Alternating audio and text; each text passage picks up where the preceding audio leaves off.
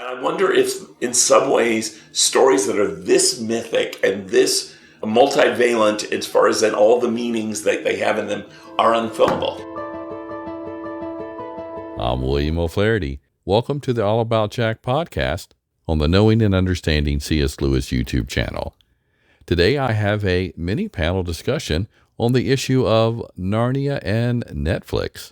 Is Greta Gerwig a good or bad choice? This was recorded October 17th, 2023, when I was visiting the Marion E. Wade Center at Wheaton College. My guests are Drs. Crystal Downey, Terry Glaspey, and Charlie Starr. All three are either very familiar with film and are the arts in general, as well as being respected authors. Quick note, while I don't tend to talk too much during my shows, on the day of this recording I was somewhat hoarse, which is especially noticeable by the end of the program. Welcome back to All About Jack, Crystal. Thank you. It's great to be here. Terry, it's good to have you. Oh, it's such a pleasure to be with you today. And Charlie, it's always good to have you. And fun is always for me too, William. Well, now, let's start with movies by Greta other than Barbie. What have you seen and what did you think of it?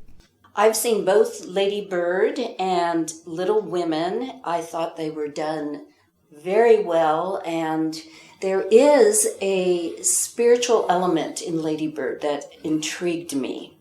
So I am hopeful about Greta Gerwig and her future filmmaking. Yeah, I would totally agree with you, Crystal, on that. I thought Lady Bird was one of my favorite films the year it came out. And it is a growing up, coming of age story that has just profound spiritual searching as part of what's going on in the story. And I think it's handled in such an intriguing way and with this kind of openness that if you're not a believer, you can find it intriguing. Mm-hmm. And if you're a believer, you can kind of find it affirming. Mm-hmm. And I also loved Little Women. I thought it was just such a well-written, well-acted adaptation of a great book. And that gives me hope for her ability to adapt something well. I was thinking in terms of her Little Women compared to the one that came out over a decade prior with Winona Ryder in it. Mm-hmm. And that earlier one, which was gorgeous, is very chronological. I'm sure like the novel. But then Greta, in her adaptation, broke chronology. She applied some very nice film structural techniques. So it comes across as far more cinematic than that earlier one. And so I did find her Little Women to be really quite delightful. Mm-hmm. And so that does really speak to the idea of adaptation. Mm-hmm. You can't do book on film unless you're making something for PBS that's going to be 16 hours long and nobody's going to want to watch it. Right?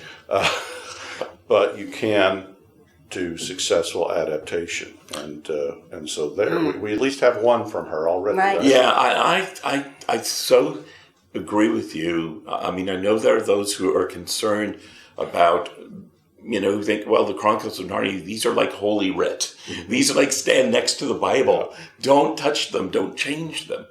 But the very art of adaptation is the art of taking things from one medium and taking it to another medium, and it always means there's going to have to be some adaptation. Right. And the artistry of that filmmaker will, for good or bad, and maybe a little of both, will definitely come into play.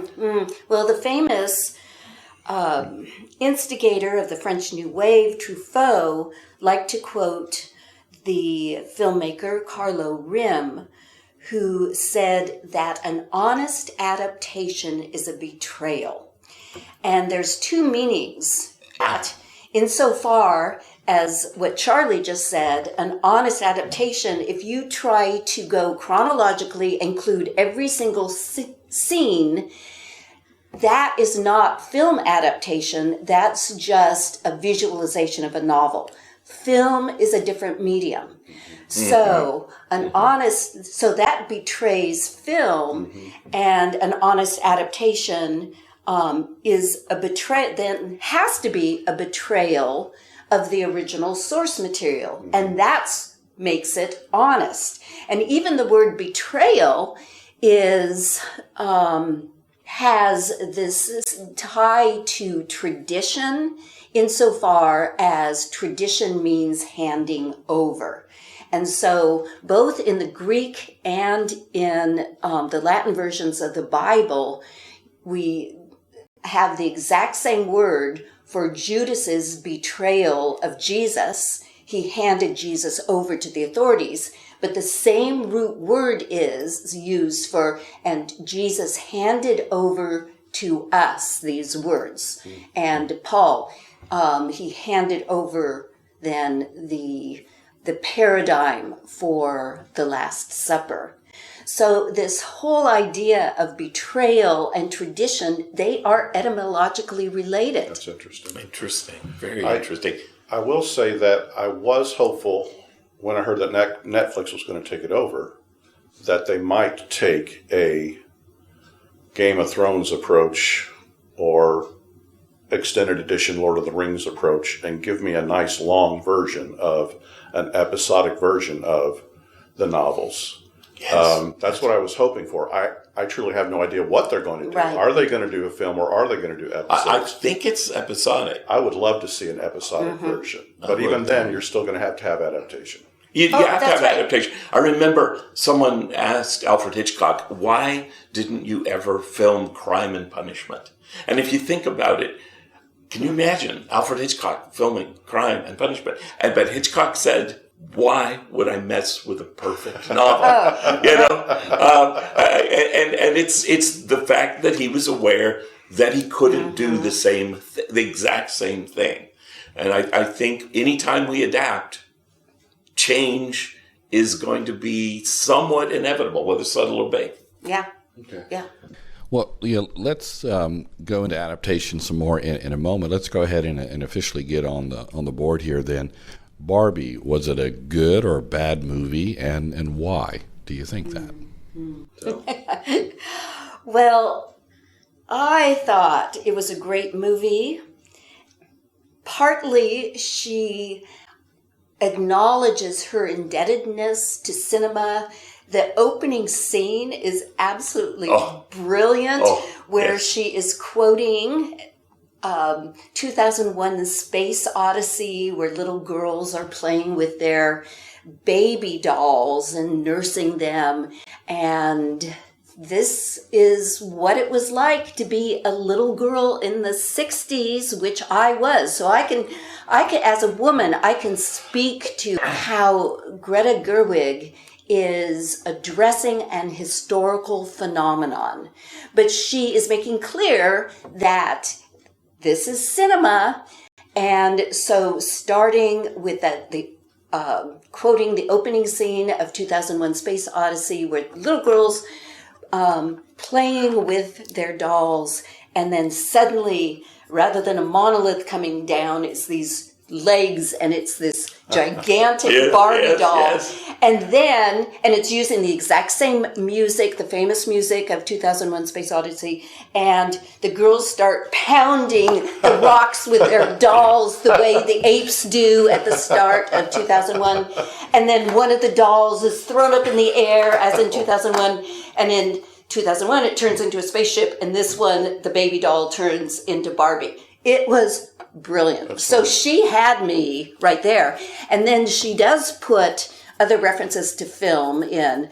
One, when Colin Firth plays Darcy from Pride and Prejudice, which was a series. No, it was a film. And then a reference to The Godfather. So she is acknowledging her medium, and we need to acknowledge her medium as well. I'll say more later because I want to hear from the others of you. Well, I have to say, and some people will probably not appreciate this, but I loved it so much that I took my adult daughter to see it. because and she, like me, laughed, thought it was playful, creative throughout. The set design. Oh my gosh, Yes. the set designs are amazing even in it. And it makes a powerful point about roles and relationships. And I don't think it's trying to put across some propagandistic message. It's just challenging us to think again about what does it mean to be a man and a woman, and how those roles are supposed to work. Right. And how that when people get stuck into role models that don't fit who they are as a person, they react, they rebel, and they have to find some way of dealing with that. So, yeah, I thought it was sneakily profound and so clever. Well, and it was satire, too. And Totally, a lot of yeah. people don't get satire. Like there's that famous incident where someone responded to C.S. Lewis's screw tape letters and wrote him and said, well, this advice is positively diabolic. And they didn't get that he was making fun Right. of and trying to illuminate our own sinful natures. And Greta Gerwig was doing the same thing. She was not doing a simplistic feminist movie. No. She was satirizing feminism Yeah. as well as male dominance. So she was satirizing both extremes. And people who don't get satire, as well as people who are oblivious to the medium of film, might be appalled by it. Yeah. But that's because they aren't getting the subtlety. And satire has a very specific function. Satire is not comedy. It's just Yes. funny.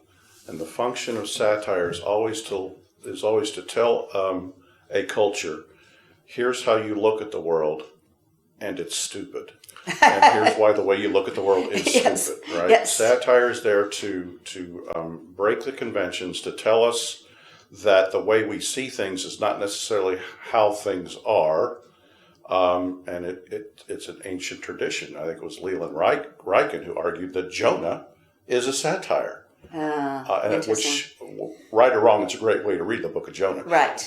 But then you get Lucian and some of the Greeks and Jonathan Swift's modest proposal. It's Every so time I awful, teach yes. it, once I taught it at UCLA, so I had great students, and they would come in and go, I can't believe he's saying people should kill and eat their babies. They didn't get the satire. Modest proposal. Well, Yeah. and that's what has made something like something very pop culture like The Simpsons and Family Guy successful, is because those guys are really good satirists. And ultimately, I don't know of any Terry Gilliam film. So that's Terry Gilliam, Monty Python. I don't know of any Gilliam film, not just including Monty Python, that doesn't have some element of satire. Oh, in right. it. He's a true master. Right. Yeah. Yes, I Yeah. agree. But He you is. have to learn what satire is for sure in order to see what's going on. And if you don't understand its satire, you immediately are in danger of moving to believing that it's propaganda. Exactly. That's Good. the very thin line you walk. Yes. And if your satire is not done well, it actually does sometimes function as propaganda. It's just like sticking the nose face. But I love what you said, Crystal, about the fact that this was not about being for one side or the other. Right. It's so. I think if you truly understand, it's just saying we are in a mess as a culture about our misunderstandings of maleness and femaleness, and this film reveals some of what that mess is about. Makes us think about ways that we can begin to change that. Right. I would say it's an excellent example of deconstruction. And more Christians are recognizing the profitability of Derrida's establishing the importance of deconstruction, and which Derrida defines as openness to the other. And the trouble often with feminism is it does what people who have studied Derrida call invert the binary. In other words, there's been male supremacy for so long that many feminists came along and just, if you think of in addition, or in, how can I describe this?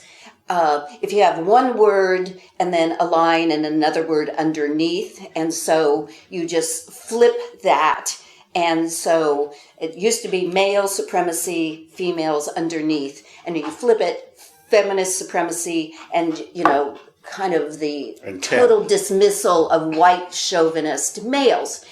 And Greta Gerwig is making clear that's not what she's doing. No. She wants to deconstruct it. It's both and rather than either or. And that's what deconstruction is about, both and thinking. Because the whole film is, and I had never thought about it in those terms, but you're exactly right, is about that flipping.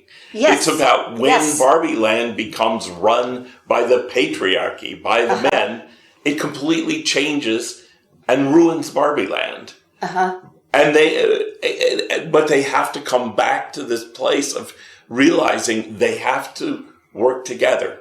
Yeah. And they have to realize that the patriarchy is unfortunately not about horses. Yeah, that's right. You've seen the film. Well, and Barbie Land, she's exposing that they are prejudicial, that only women can have important jobs, and the males are marginalized. So she's saying this is not the answer.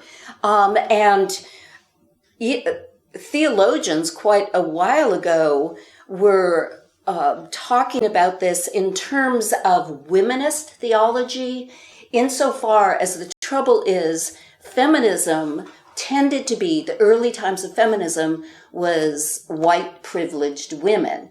And there was still no voice for black women. And so they even wanted to get rid of the term feminism and talk about womanist theology, a theology that wants to deconstruct these problematic either-or binaries. What you all reminded me of is the willingness of the Inklings to make fun of each other.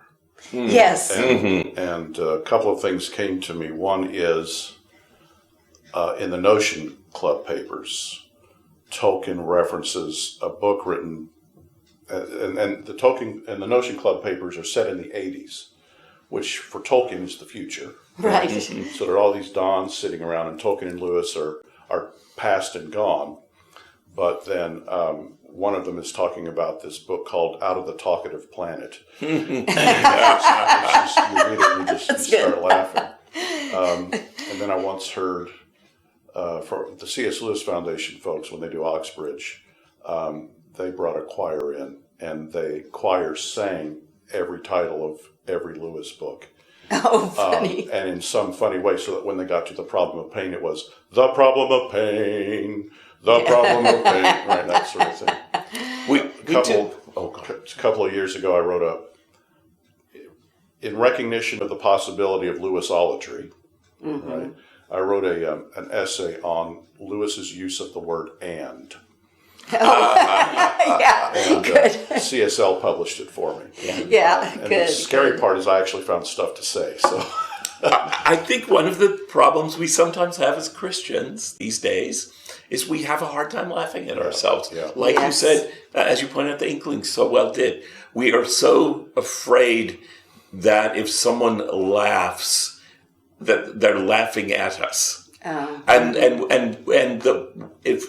If we take ourselves so seriously, we actually can't learn. We can't be transformed if we take ourselves too seriously. We're stuck in our own little self-created world. the only time I met Walter Hooper, I asked him if I could take his picture, and he held his cat up, and I took his picture. Absolutely deadpan face.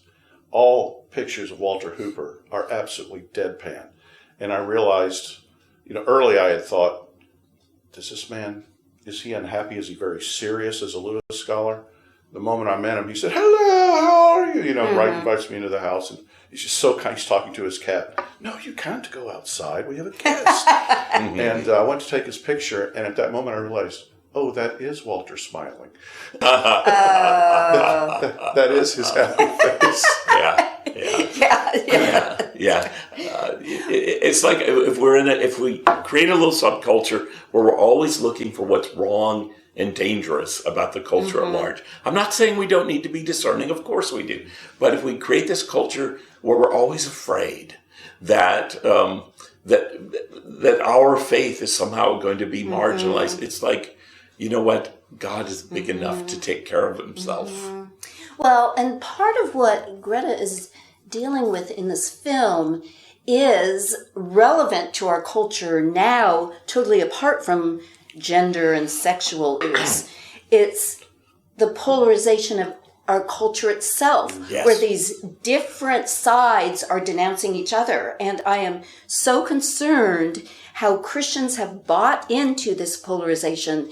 And I have met Christians who, rather than endorsing Paul's statement, "For me to live is Christ," they endorse, "For me to live is my party's political platform, and Christ is a prop that holds it up."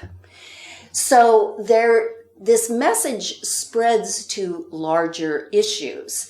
But at the same time, I would want to encourage Christians who say, oh, it's just feminist ranting, that a lot of Christians don't realize how difficult it has been, especially for Christian women, in being taken seriously. And just and this is why this film spoke so much to me. And I'll just give you, I'll give you 3 examples. One from when I was about 10 years old, and I was in Pioneer Girls, and I got the most badges at our award ceremony. When I came down the stage, the first thing my father said to me is, he didn't say, "Oh, congratulations, Crystal, you got the most badges." He said, "The way you were standing up there, it made you look so fat." That was the first thing he said to me. So here, this generation of women who are told that they're supposed to look like Barbie dolls, and that pressure on them. Then after I got my PhD, I applied to a Christian college. And in part of the application process, someone said to me, a male said to me, Christian college, said, "Crystal, your recommendations from grad school are too good to be believed, and we wonder what you did to get them." Oh, wow. Oh, my goodness. And then my first year, now that was back in the 90s. So you could say, well, that was, a while ago. 2018, when I first arrived here, I went to a C.S. Lewis lecture and then a reception afterwards. I happened to be the only woman there, and someone brought up what is the cause of the polarization in our country. And I talked about the fact that early capitalists, really like Carnegie and Stanford and Rockefeller, they loved the Herbert Spencer, who coined the phrase survival of the fittest. Darwin didn't invent that. He later borrowed it. And so they just celebrated Herbert Spencer. Yes, capitalism is about survival of the fittest. Well, survival of the fittest automatically creates what Tennyson called nature red in tooth and claw. You're just trying to be the fittest. And so I said, that may have contributed. And someone at the C.S. Lewis reception said, well, I think the reason our culture is so polarized is because of women demanding their rights. Right after I had made my statement. So, just to be very personal, the reason I took my daughter to Barbie is I wanted to communicate a message. I wanted to communicate the message of, I get to at least some degree how hard it is to be a woman in our culture and the challenges you face. And I think this film also help you see some of the challenges of what it's like to be a male in this culture. Definitely, because that is really what the film is about, how we're embedded cultures that perpetuate these ideas of what true manliness is, as well as true femininity. So you're exactly right. She is commenting, this is a problem, and once again, back to Derrida and especially another postmodern thinker, Foucault, who talked about how discursive practices shape our sense of reality. And the language in which we're embedded perpetuates this certain behaviors. And so, sure, my dad comments on the way I look. And so by the time I get to high school and people are calling me a brainiac, so I started lying about my grades because I realized people, especially males, liked me if I was kind of a dumb blonde. I remember having a female student who, to me, seemed to be ashamed of how good she was academically. Yeah. Yeah, because we just get that message. I told her that. Don't be ashamed of that sort of thing. Barbie says we can break out of the prisons.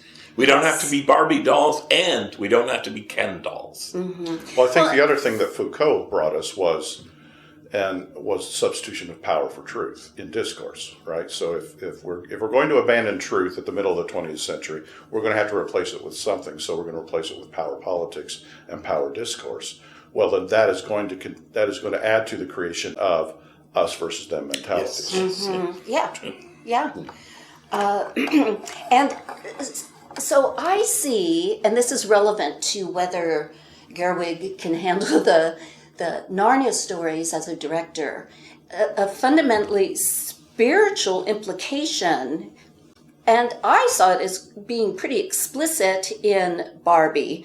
But what we're talking about now is our polarized culture, the either or, and the fundamental principle of Christian orthodoxy is that Jesus was not either or. Jesus was both and, both fully God and fully human.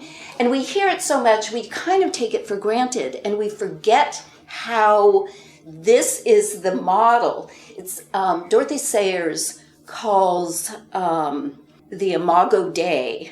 So we are created in the image of God. She says it's the image, lowercase I, of the image, uppercase I, which was Jesus as God incarnate, of the unimaginable. And we'll get more into Narnia specifically here in a bit. But earlier there were comments related to how a book isn't adapted into a movie or the challenges. So let's go ahead and delve into that before we do very specifically have everyone address, is Greta good or bad for Narnia? But again, before getting to that, how is a book adapted into a movie anyway, and what makes it good? I think a little bit of some of the old BBC Jane Austens, which have their charms. I've watched most of those old BBC Jane Austens, and I love Jane Austen. But there's something a little bit flat because they are this line for line, as you said, Charlie, this line for line adaptation. They try to get everything from the story in. And I think how, with all their faults, some of the more contemporary and more playful adaptations, for example, Sense and Sensibility, have been just actually so much more fun and so much more enjoyable, and actually have been in some ways more meaningful to me because they've taken the novel and then they've let the person who adapts it by writing the screenplay, and they've let the director create something that allows them to bring their own artistry and their own creativity into the mix. And so if you have a bad director directing Narnia, then I'm very worried. But if you have a good director, I may not like every choice she makes, but I'm really interested to see what choices she makes. And I am willing to bet that she will actually build even though she won't go literally word by word, she'll actually build a new level of enjoyment and appreciation for Narnia in me. Let me just remind you that the film adaptation of The Voyage of the Dawn Treader had a good director. Well, okay. All right. He's a good director, but it was not a good, Right. nor a good adaptation. Well, are these stories almost unfilmable? Well, I mean, you look at the cartoon version, not good. You look at the BBC version, it had some charms, but kind of flat. You look at the more contemporary films, none of them really terrific films. And I wonder if, in some ways, stories that are this mythic and this multivalent, as far as in all the meanings that they have in them, are unfilmable. I don't know. I'm just asking. Yeah, the reason I want to say no is because I felt that Peter Jackson gave us faithful adaptations, decent adaptations. But maybe but some people were dismayed that Tom Bombadil was totally left out. And he couldn't have been put in, right? That is adaptation. But what the thing that I learned that really taught me that film is not novel is that I saw John Huston's last film, the last film that he directed, with his daughter Angelica Houston. And it was a movie of a Yeats short story. The Dead, I think is the name of the story, right? Yeah. And it covered the entire short story. Nothing was left out. And it was 90 minutes long. And that's when I realized a 20-page short story is a 90-minute film. And that's what made me more hopeful about, an episodic approach to Narnia. But there is something about Narnia. Lord of the Rings worked. I actually liked Lion, the Witch, and the Wardrobe film, the Adams film. I thought it had its weaknesses as far as filmmaking, but it totally moved me, and I loved it. Yeah, but they kept getting worse farther and farther worse. away from the text. Farther away from adaptation. By Don. But again, honest adaptation is a betrayal, and I think part of the problems with the others were an oversight that you have to just include what you can, and they made changes. And I speak from having talked to someone who was involved with the oversight of the Narnia movies. And he was just saying, I couldn't believe it when I got the first script, and the whole movie began with a helicopter going over Los Angeles with this statue of a big lion. And he said, that has nothing to do with Narnia. But I'm a film theorist, and that is quoting the opening scene of La Dolce Vita, where a helicopter is carrying a statue of Jesus Christ over the city of Rome. I mean, that would have been, to anybody who knew film, that would have been a powerful presentation. Which would have been Aslan. Yeah, but which would have been almost no one in your audience. But let them become more educated in film then. Why is it there? I really want to push back, though, and I want to do it by going to Lord of the Rings. Especially when you look at the behind the scenes material, there were so many times that Peter Jackson said, we could do this, or we could do this. A really strong question was, can you really have a villain like Sauron and not have him appear to fight against Aragorn? And so the ogre that Aragorn fights at the end was going to be Sauron. But then they decided to be faithful to Tolkien. And it was always, and that's why the Hobbit movies are so bad by comparison, is because there was that desire to say, we're going to rein ourselves in, we're going to trust Tolkien. And I feel like if they had done that for Prince Caspian and Dawn Treader, they could have been more successful. So I feel like there has to be something said for faithful adaptation. Yeah. Well, the trouble is even Tolkien didn't honor his own process. Like the first edition of The Hobbit, he changed it after he started writing Lord of the Rings because he realized he has to accommodate this new instantiation of his medium. And here at the Wade, we have one of those rare first editions of The Hobbit because they were all in a warehouse that was bombed by the Nazis.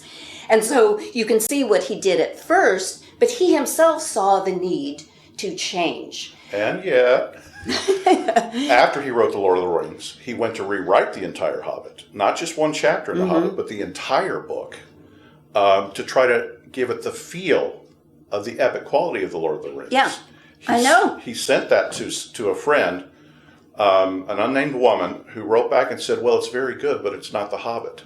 And so he abandoned it. And so he stopped trying to do that. So I really felt like the difference between Peter Jackson's LOTR movies and his Hobbit movies is he let Tolkien rein him in the Lord of the Rings films, but with the others he didn't. I mean, there's still plenty of adaptation. Well, part of the problem of adaptations is, and this is how I deal with it in my book on film, is externalizing the internal. So a real lazy film director will do a lot of voiceovers, because how do you show what process a person is going through, is thinking about? And another one of the real cheesy, and this has become a trope, and it's just a bad trope, is directors, if they want to show someone is upset, they have them go barf. And you just see that in TV shows, films, because they don't, how do we quickly show someone being upset rather than their mental process of, I can't believe that person said that to me, and I can't believe I said, and so either the voiceover or the, quick little vomit scene is problematic. So how do you externalize the internal? And that is what a film adapter has to think about. Yeah. I'll give a shining moment from Jackson, and that is when Gollum is falling to his death with the ring in his hand. That range of facial expression told everything that he was thinking all at once. Yeah. And there was a brief shining moment where I went, that was better than Tolkien. For the film. Yeah.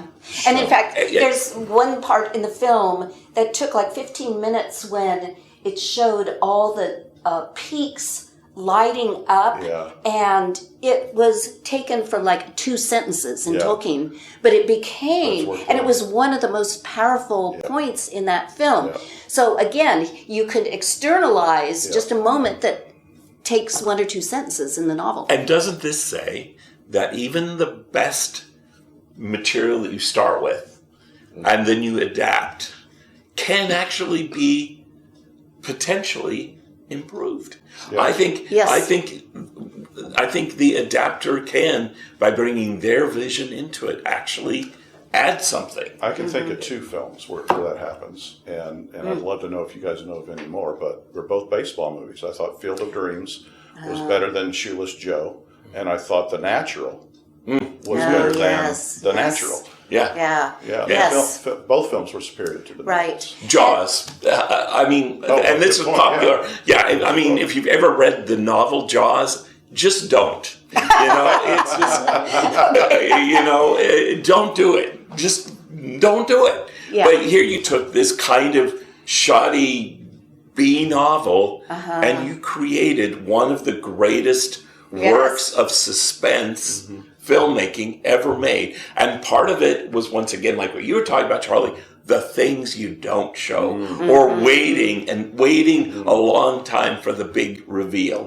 And so here you take an adapter who's very talented, Spielberg, was able to make a kind of a masterpiece out of something that wasn't a masterpiece. And of course, we all know that it can go the other way. You can take a masterpiece, of course, and you can turn it into something that's completely unwatchable. But definitely. But we shouldn't be afraid.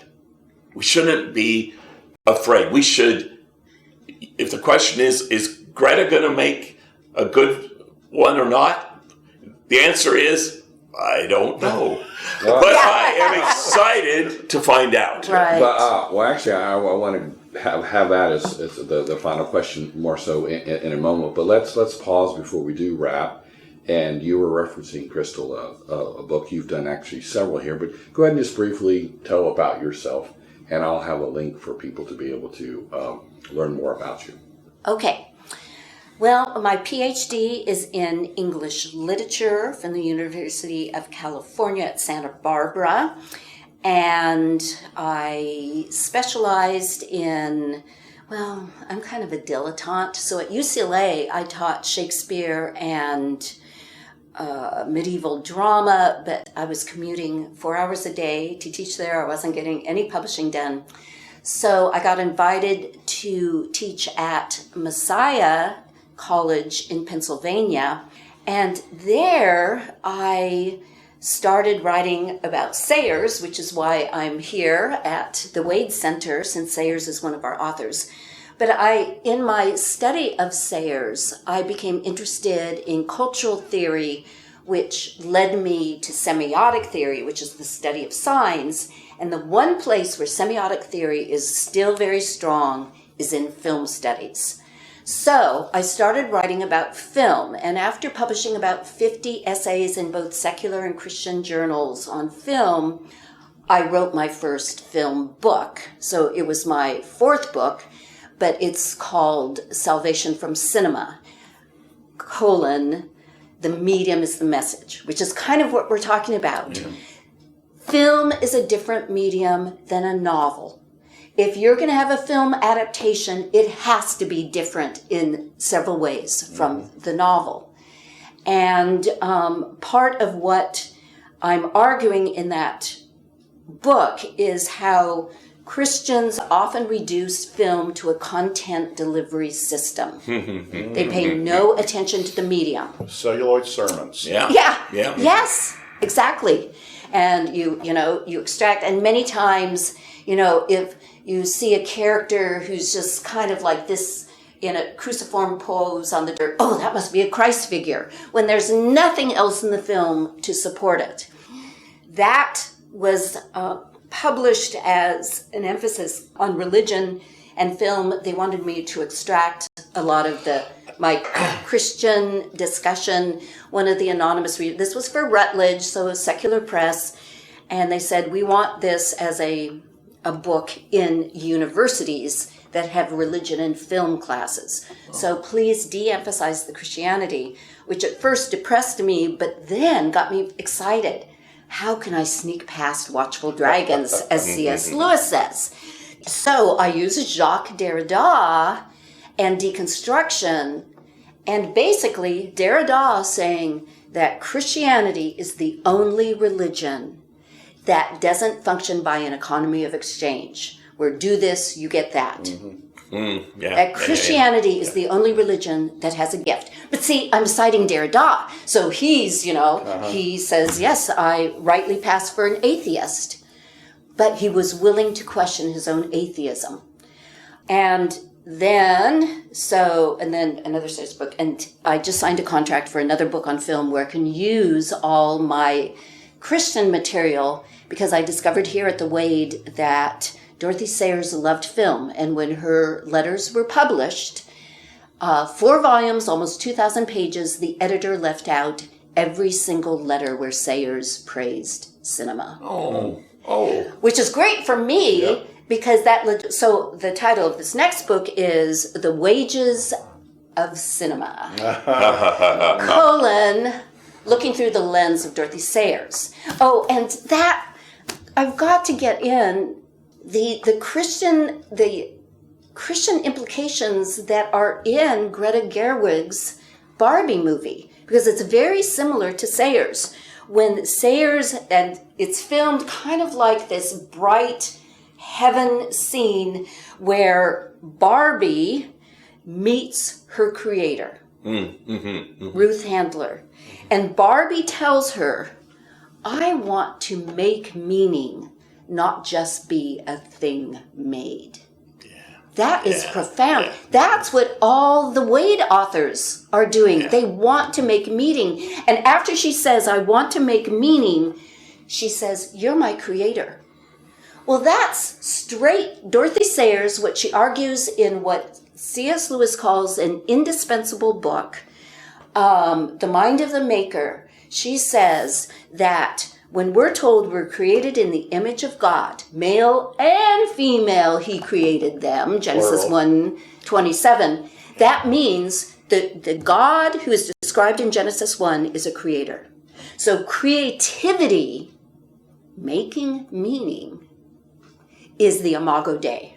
Terry, tell us a little bit about yourself. So I teach at Northwind Theological Seminary, and both in the program of studies of the Inklings, which we call Romantic Theology, and in the Spiritual Formation program.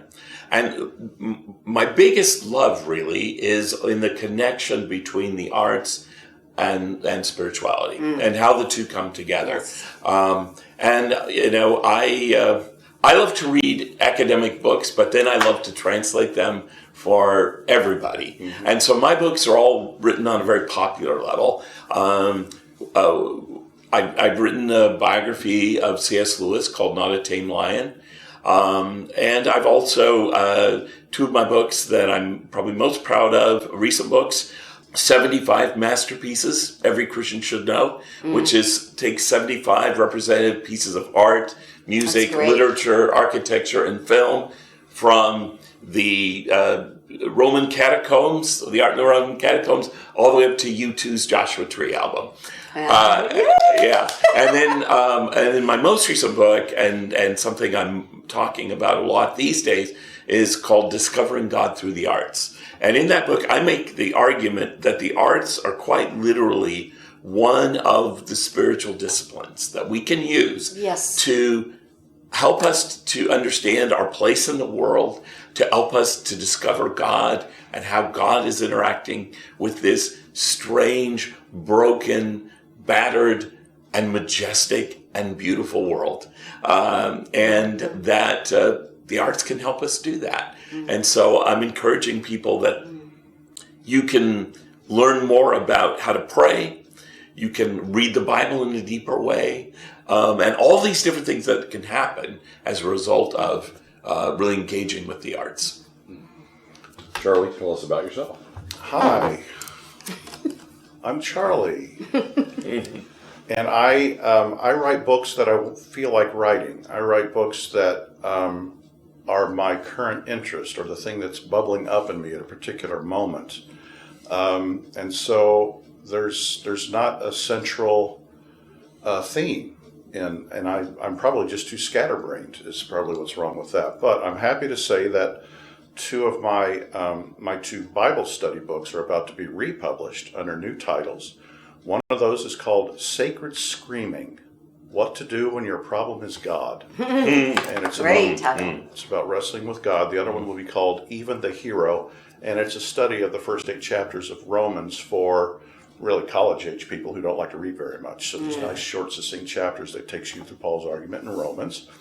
The same publisher who is going to re-release those books has also re-released my singular children's fantasy, King Lesserlight's Crown. And of all my books, that's my favorite. And so I would love for people to take a look at that. I've written 3 books on C.S. Lewis, one involving Lewis manuscripts, or especially a very mysterious manuscript called Light.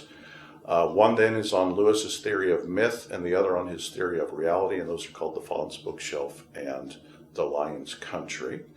My Middle Earth, that is my fantastic world that has been with me throughout my entire lifetime, just as Tolkien had his own world, though mine isn't anywhere near as good, of course, is part of a series of science fiction books that I've been writing since the 80s. So this has just been a long project of love and imagination in my secondary world. The first of those books is called The Heart of Light, and they are all about the tales of Solomon's Star. And for the last year or so, I've really set a lot of academic writing aside, although I've had to do a little bit, and I've just been working on the 4th novel, just having fun writing a novel that is part archaeological mystery, part murder mystery, part theological pursuit of God, and part political intrigue. And so I've tossed a bunch of things together in a bag, and I'm really wondering if I'm going to... Have you ever, and I'm sure this is true for all of you sitting here, have you ever written something that was just a little bit too large to manage? Oh, always. Yeah, that's what I'm feeling right now. That's what I'm going through right now. That's why Cicero said, Had I lived longer, I would have written less. Oh, that's good. Yeah. Well, Terry, you can only speak for yourself, but as we wrap up here, the final thing, which can be brief, is Greta good or bad for Narnia? You shared your thought. Go ahead and repeat that, and then we'll have the others. I say we don't know. We don't know until we see. Let's not be afraid. Let's not be afraid of these lovely books that we treasure. Let's let them. Let her have her way with them and see what happens. We may find them full of insight. We may find them frustrating. But let's just put a question mark there and be satisfied with that for right now. I would say first people need to read Terry's books on the importance of the arts for Christians, because I feel passionate about that as well. Maybe because I grew up in a home very fundagelical home where the arts were a waste of time. I never entered an art museum till I was off at college. So if we can train ourselves to look at the artistry of films rather than, as I said earlier, reduce them to a content delivery system worrying, oh no, she left out this bit. Oh no, that line was not in the original novel. Well, that's going to be true of any well-made adaptation. And so value what you see on the screen, the cinematography, and especially the editing. Editing is a powerful, powerful tool. And what you see juxtaposed on the screen itself makes a statement. So, all this to say, we have to wait and see. But I trust Greta Gerwig. She knows filmmaking well enough. She has this history of really well-made films. So, I am hopeful if she doesn't get too much harassment. My big question mark is, what is she even going to do? Netflix isn't telling us anything. Mm-hmm. So for all we know, we might get a film or a TV series from the world of Narnia that isn't doing the books at all. So we simply don't know. And we actually might enjoy something like that more if we're in danger of being purists. But the thing that I do recall is my experience of the three Narnia films that were big budget. The first film I thought was a good movie and a faithful adaptation. The second film was a real difficulty for me because I thought the adaptation was bad, but I still found myself enjoying the film. It was a good movie, but not exactly an adaptation so much as a kind of a resemblance is the word that a smart work study and I came up with for that. But then by the third film, it was so far away from the book that I couldn't enjoy it, even if I tried to focus on the cinematic side of things. And probably part of that is because it was also a bad film. But they all have certain charming moments, right? And that's I suppose that's part of what I've enjoyed about the Rings of Power on Amazon Prime.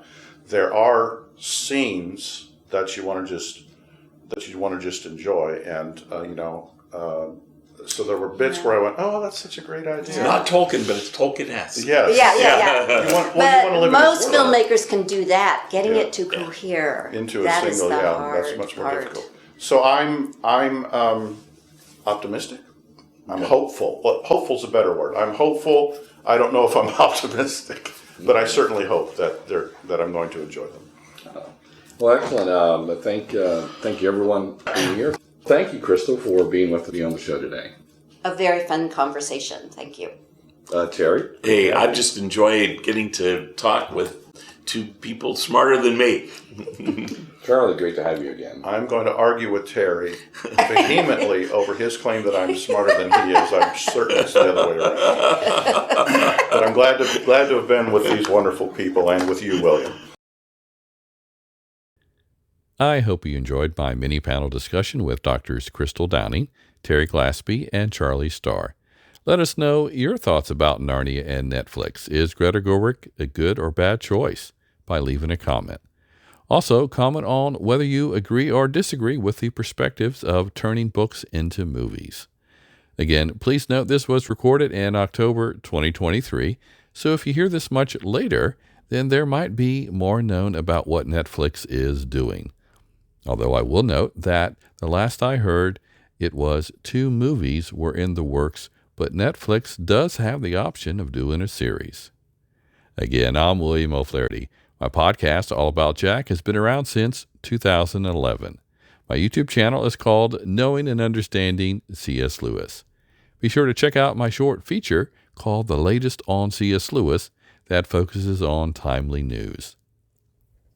Check the description or show notes for links on how to learn more about my guest today, as each has been on my program before. Finally, everything I do related to Lewis is centralized at the website essentialcslewis.com. And in case you didn't know, I have written 2 Lewis theme books. The Misquotable C.S. Lewis was released in 2018. It examines 75 quotations credited to him that he either didn't write or paraphrases of something he did, or without the context could be misunderstood. Then in 2016, my enhanced study guide to the Screwtape Letters came out. It's called C.S. Lewis Goes to Hell. Thanks again for listening. Please consider liking and sharing this episode with others.